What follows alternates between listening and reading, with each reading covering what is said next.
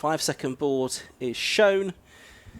Waiting for the lights to come on then. There they go. Lights go out and we are underway.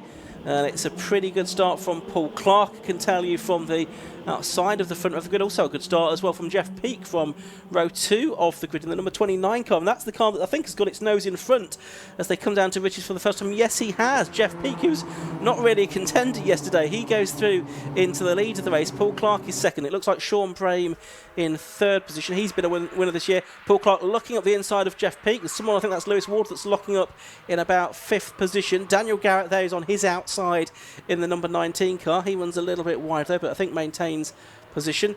And they all stream through Wilson Hairpin and down towards Palmer on this first lap of the race. Is it still going to be Jeff Peake holding on? Yes, it is. Jeff Peake holding on from the yellow and green car of Paul Clark, but Clark is going to pull alongside him here as they head down towards Agostini, the hairpin, and he goes through on the inside. So Paul Clark takes the lead from Jeff Peake. Sean Brame is in third spot as they make their way down towards Hamilton for the first time. So Lewis Ward going from pole position down to about 5th place. A really difficult start for him. Remember, he was the one with the 5-place grid penalty yesterday, carried over from the previous meeting. But for the Garretts, they've both made forward progress. Remember, they both had 5-place grid penalties for taking the checkered flag twice yesterday.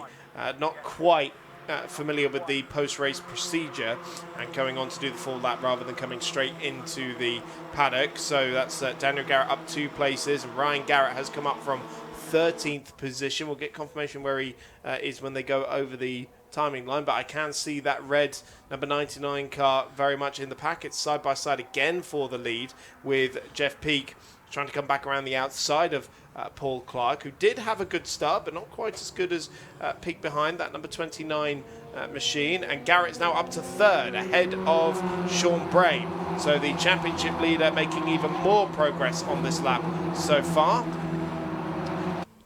They make their way around Coram for the first time, with Clark leading and Daniel Garrett already looking to pile the pressure onto Jeff Peake, who has been on the podium this year already, but we haven't seen him on that rostrum for a little while. I would have thought, since the very first race of the season, all the way back at Donington Park. And so it's been a while since we've seen Peake fighting this high up the order. Let's get a confirmation of where Ryan Garrett has moved. So from 13th up to 5th, and could well make it third. He does into Ritchie's. Fantastic stuff. The two Garretts line astern once again, now second and third behind Paul Clark. Yeah, and it's Ryan who's making a move on his brother. He's down the inside. They've both gone either side of Paul Clark there.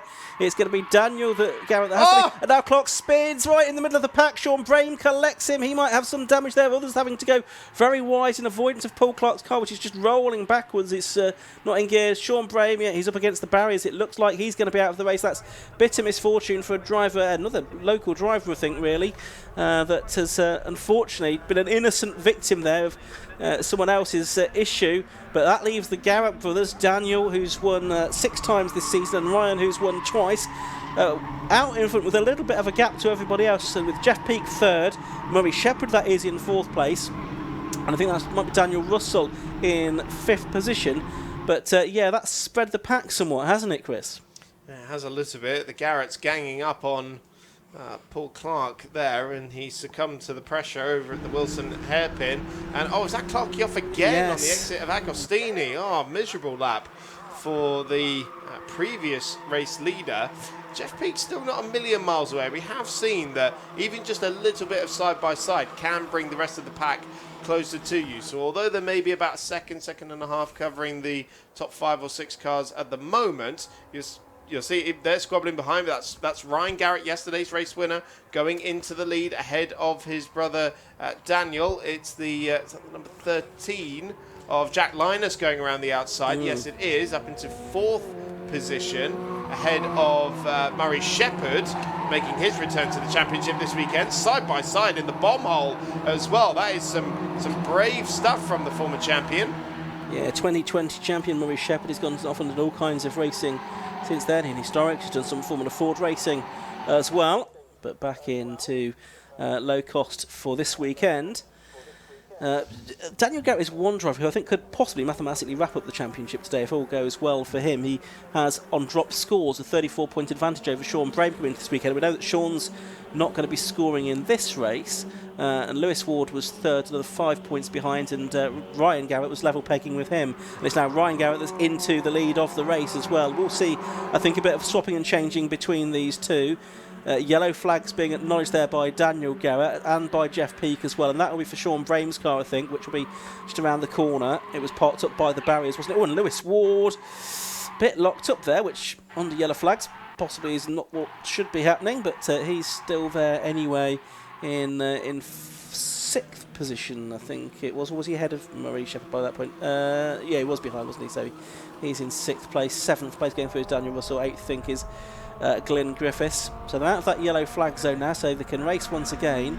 And it is the two Garrett brothers, Ryan and Daniel. Daniel, who also is involved in the engine preparation of many of these cars. He's heading off down towards Hamilton. That was a wide moment there for Ryan Garrett. I thought for a moment that was going to yield him the lead to his younger brother Daniel out of Agostini. You see Jeff Peake, Jack Linus, Murray Shepherd, they're not out of this just yet. A little bit more side by side between these two brothers, and they will very much be in the fight. But it's game on again down the Bentley straight. We saw the ease with which Ryan was able to sail past Daniel on the previous lap, and I imagine it's going to be a little bit more of the same here with Daniel in the slipstream and the inside line going into Brundle. And before they even get on the anchors, he's managed to pull completely across the nose of his older brother. Yeah, and Jeff Peake, I think, is closed the gap to them, hasn't he? He was 1.3 seconds behind Daniel at the start of the lap, but he's now close to the back of Ryan's car than that, so he's trying to buy into this. Jack Linus going with him as well in the number 13 car, the 29-year-old design engineer from Chelmsford in his third season of racing. Jeff Peake, who's won races, been a championship contender in Locost in the past, so a bit of experience there. And obviously Murray Shepherd in fifth place, he's being the champion in the COVID year, the 2020 season. He's leading that next little group with Lewis Ward and Daniel Russell behind him. It might be Russell ahead of Ward actually as they come up to the line this time. Side by side for the lead, and it was Daniel ahead over the line, but Ryan's going to be ahead by the time they get to Richie's corner. And Jack Linus, I think, has got past Jeff Peake there. And Daniel Russell going for fifth on the inside of Murray Shepherd in that number 57 car. So the 36-year-old Dan Russell works for Mercedes F1, raced since 2022. He's now up a position, but Lewis Ward now is trying to take that off him as well. Lewis Ward, who was a runner-up in the MR2 Championship quite a few seasons ago, has also been a Sports Specials class champion.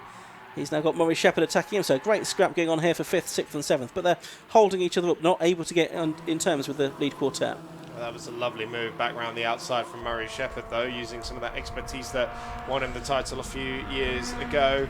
Side by side again for third position with Jack Linus, who is the fastest man on the racetrack at the moment, at 2:22.164 last time around.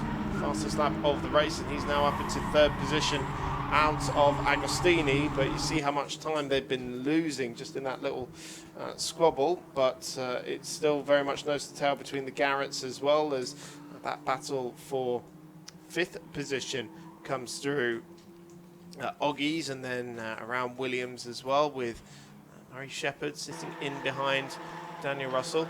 Oh, sorry, it's actually the other way around. It's Murray Shepherd ahead of Daniel Russell now, so he's made that move somewhere after the Wilson hairpin where he managed to get round Lewis Ward. And I thought again it was going to be another swap between the Garrett brothers, but Jeff Peake coming back on the inside for third position going into the Brundle and Nelson complex, and Daniel Russell and Lewis Ward making a pass on Murray Shepherd down the Bentley straight as well. So it's all changed every time we look at it. Absolutely right. We've still got that one retirement so far. Sean Brame. Paul Clark is back up to 18th position after his spins. He may have made up some more places on this lap as well, actually.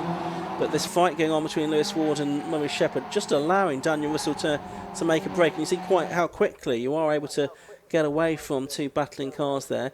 I mean, well, it's looking relatively spread out amongst the first four for the moment, isn't it? As we come towards the end of lap 4, 3 laps to go in this race. It's I was saying it's spread out. Of course, Ryan Garrett has now got back ahead of Daniel Garrett as they come over the timing line that time. So it's Ryan from Daniel, and then it was pretty much side by side between Jack Linus and Jeff Peake. It's Linus ahead by the time they turn into Riches, and then it's Russell, Shepherd, Ward, and Brad Horston a bit further back than them in 8th place here with the two leaders side by side into Wilson, and it's Daniel up the inside, take the place. He goes a bit wide on the exit of the corner though, so Ryan will be level pegging with him, but Daniel has got the inside line for the next corner at Palmer, and so retakes the lead. And there was a hand signal there from Ryan to his brother. I'm not sure if it meant you go on ahead or let's pull a gap. Yeah. If it was the latter, then Daniel's not really obliged to that message. But yeah, you're right. Normally we see Lewis Ward was just driving on the grass there for some reason. Yeah, we're usually seeing like bigger trains of cars, a bit like this, for the lead of the race, but it's managed to spread out a little bit. Some of the guys thinking a little bit more tactically. You have to think about the slipstream so much. You don't necessarily want to be leading at the start of the last lap. Yeah. You don't necessarily even want to be leading on the last straight, because we saw it was a drag to the finish line, up to the checkered flag, out of Murray's yesterday. It could well be the same again in about 4 minutes' time. It's worth remembering the bigger sibling series to this, the Master 7s, is out next week at Brands Hatch as well. Good scrap this for 8th. Bradley Horston is at the head of it. He's got Tortulla, number 90, behind him. Then it's the 50, the Ian Hardy car for the drive from Liskeard, all the way down there in Cornwall, the car salesman. So he's completing the top 10 at the moment. There's Tortulla just pulling out of the slipstream, and Ian Hardy trying to get the double toe and make a move on both of them into the Brundle Nelson S. He's got past one of them. He's got past Bradley Horsnell. 66 Luke Stokes is also involved there as well, but it's Tortulla that has now made it through into 8th position in the number 90 car, the 21-year-old student from Derby, who's done some Formula V racing as well. He's at the front of this group. Had a better race than yesterday, where he finished a little bit further back than he might have expected. I think, no, in fact, it was a non-finisher in the end yesterday, Tortulla, so he'll be happy with his slot inside the top 10 for the moment. Well, I can tell you the leaders have been side by side. Paul Clark. Now, I wonder if that's damage from earlier contact. Yeah, it was sort of clobbered by Sean Brame there, but he's pulled off well out of the way, I think, and looks like he's out of the race. Of course, he was leading in the very early stages. That's a shame to see, really, because he was running very nicely at the beginning of this race.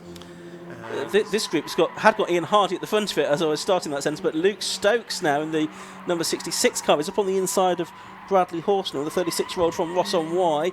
He's gone through to the lead of this group, the mechanical design engineer in his second season of racing, an ex-Alan Harmon car that he is in, so he's now at the head of this group and will be in 8th place, turning his way through Palmer, just ahead of Bradley Horsnell, and then Tortulla now at the back end of the top 10. A big scrap here for 8th. There's 5 cars involved in it, probably the closest battle that we've got at the moment. Ryan Garrett and Daniel Garrett are still swapping the lead between them and working together to pull away from Jack Linus and Jeff Peake out front. I can tell you the gap is about 3 seconds now to the second group of cars, but we'll keep watching this battle for 8th at the moment because it's extremely intense. Ian Hardy's dropped behind Tortulla now, therefore outside the top 10. So 90 seconds left on the clock. I'm curious to see how the leaders have been swapping and changing on this lap so far as the battle continues. Tortulla chasing Ian Hardy. There are the leaders, so it is Daniel Garrett back to the head of the field. It was Ryan who led over the timing line and has actually pulled a couple of car lengths over over Ryan. And I'm just wondering, is he chosen this moment to pull the pin and start to pull away? They have been able to build a gap over Jack Linus and Jeff Peake in 3rd and 4th. 3.2 seconds is the advantage for the two brothers, who now head out onto the centre straight for the penultimate time. It is 1 lap to go then in this second race of the weekend for the Yokohama Locost Championship, and it will be Ryan Garrett who leads them over the line, but Daniel Garrett sweeping through into the lead before they get into Ritchie's. So despite that advantage that Daniel had been able to build up around Coram and the previous corners on that lap. It is now Daniel who's back into the lead once again, and again led over the timing line, led into Ritchie's. He leads into Wilson as well. Slightly wider line through Wilson. Or even Ryan in the lead, rather than Daniel. It's Ryan in the lead at the moment, number 99 ahead, as they turn their way through Palmer for the final time there. This race not over yet. It's going to be fascinating to see how the brothers play this, isn't it? Are there any form of team orders here? Oh, is it going to be just a drag race to the line, which I suspect it might be? Down to Agostini once again. The 99 almost Ferrari liveried car heads through ahead of Daniel, who seems content just to sit behind for the moment. As long as he's within striking distance, he'll be happy with that. And they're a long way clear now of Jack Linus and Jeff Peak, and I think Daniel Russell actually has caught those two as well. So we're going to have perhaps a three-way fight for the final podium position before the end of the lap.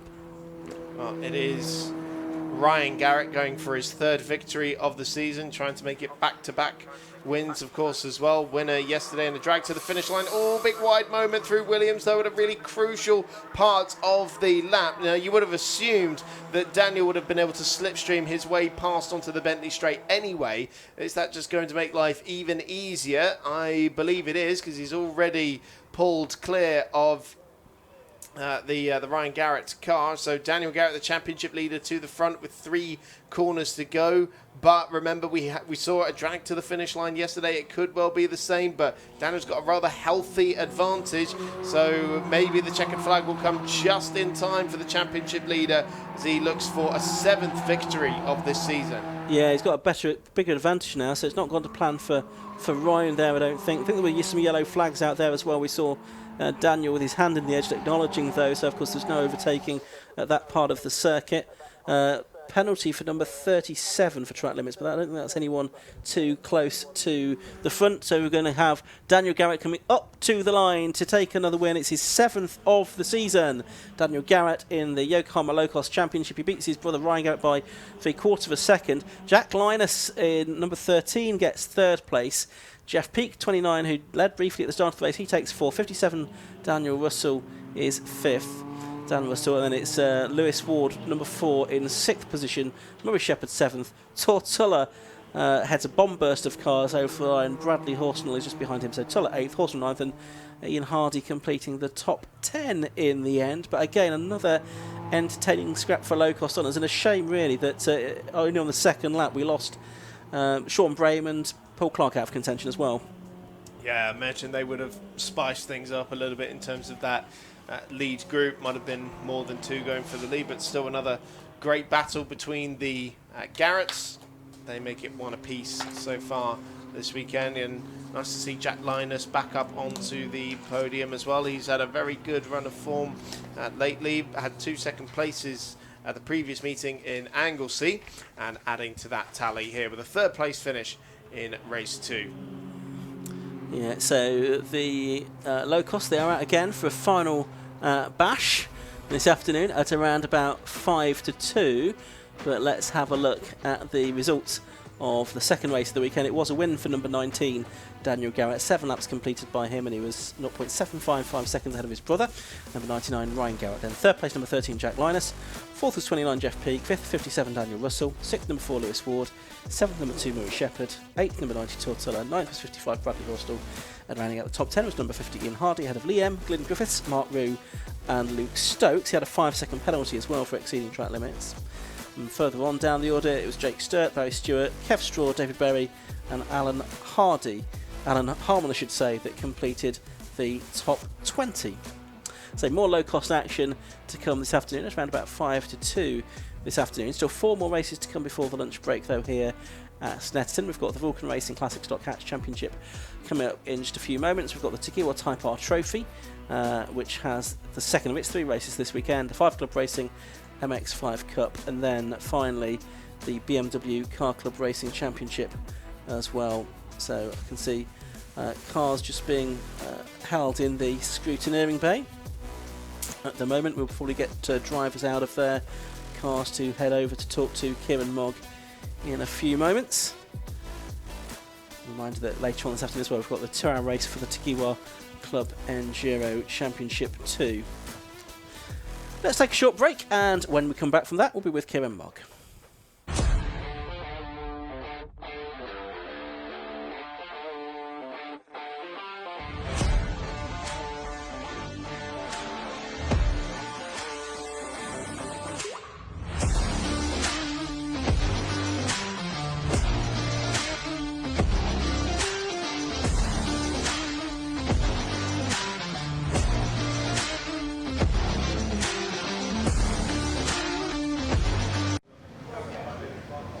Thank you very much. And good news for all the Garrett fans. They actually made it out of the circuit this time. So with our winner, Dan Garrett, that was fun. That was brilliant. That was probably the best race of my life, to be honest, battling him the whole way through. And yeah, no parade lap either, so no penalties this time.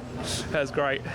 Obviously, at the start, you were fair back in the pack, obviously because of the penalty from missing the exit yesterday. Yeah. So there's a lot of cars you had to overtake. Yeah. You know, how difficult was it? Because it didn't look that difficult. I think experience come into it in the old days, to be honest, starting sort of mid-pack.